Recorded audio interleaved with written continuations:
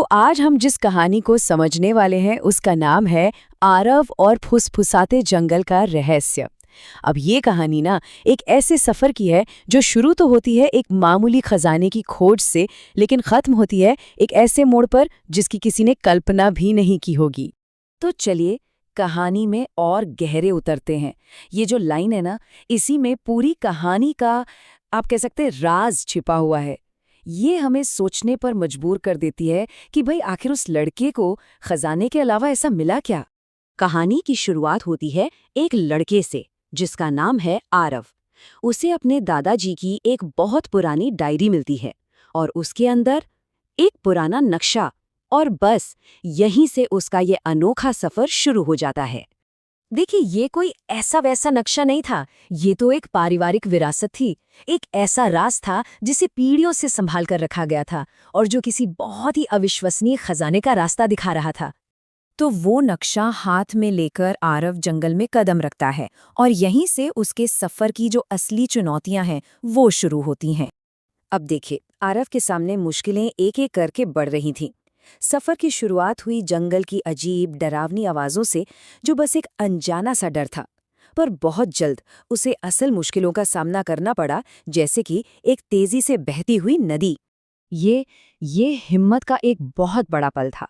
इससे पता चलता है कि ये सफर सिर्फ रास्ता ढूंढने का नहीं था, बल्कि उसके अंदर के इंसान की भी परीक्षा ले रहा था, और उसकी यही हिम्मत उसे आगे बढ़ा रही थी। फिर वो तूफान आरव को एक गुफा में छिपने पर मजबूर कर देता है, लेकिन यही गुफा उसे उसकी खोज के सबसे जरूरी मोड़ पर ले आती है। जरा सोचिए इस सीन के बारे में। आरव एक अंधेरी गुफा में अकेला खड़ा है। दीवारों पर पुराने रहस्यमयी निशान चमक रहे हैं और उसके सामने हैं 3 अलग अलग रास्ते। अब उसे चुनना है। यहीं से उसकी असली कश्मकश शुरू होती है। ये एक ऐसा सवाल है जो किसी को भी मुश्किल में डाल सकता है ना? सही रास्ता कौन सा है? और नक्शे पर कोई जवाब नहीं था। बस इसी एक पल में कहानी का सस्पेंस और भी ज्यादा बढ़ जाता है। और ठीक इसी उलझन के बीच उसे नक्शे पर लिखी अपने दादाजी की सलाह याद आती है। एक छोटी सी लाइन जो उसे फैसला लेने में मदद करती है। तो उसने अपने दिल की सुनी और एक रास्ता चुन लिया। पर जैसे ही वो आगे बढ़ा, पीछे का रास्ता ढह गया, मतलब पूरी तरह से बंद हो गया। अब वो वापस नहीं जा सकता था। इस एक पल ने कहानी के तनाव को और भी बढ़ा दिया। तो अब सफर अपने क्लाइमैक्स पर पहुंचता है। आरव को आखिरकार पता चलने वाला है कि उस चुने हुए रास्ते के अंत में आखिर क्या छिपा है।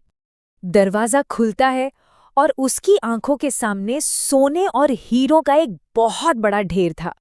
मतलब नक्शे का वादा एक तरह से तो पूरा हो गया था, उसे खजाना मिल गया था। पर उस खजाने को देखकर उसे वो खुशी नहीं हुई जिसकी उसने उम्मीद की थी, बल्कि वो सोचने पर मजबूर हो गया। उसे ये एहसास हुआ कि शायद इस पूरे सफर का मतलब सिर्फ सोना चांदी पाना तो नहीं था। तो यहाँ पर एक बहुत बड़ा फर्क साफ दिखता है। एक तरफ था वो खजाना जो नक्शे ने वादा किया था, सोना और हीरे, और दूसरी तरफ था वो असली खजाना जो उसने सच में कमाया था, समझदारी और हिम्मत। उसका ये आखिरी फैसला दिखाता है कि वो पूरी तरह से बदल चुका है। उसने सिर्फ एक सिक्का अपनी याद के लिए रखा और बाकी सब कुछ वहीं छोड़ दिया। क्यों? क्योंकि उसे असली खजाना मिल चुका था। और आखिर में कहानी का पूरा सार यही है ना? एक बहुत ही गहरा मैसेज है इसमें कि जिंदगी का असली खजाना वो सोना चांदी नहीं होता जिसे हम इकट्ठा करते हैं।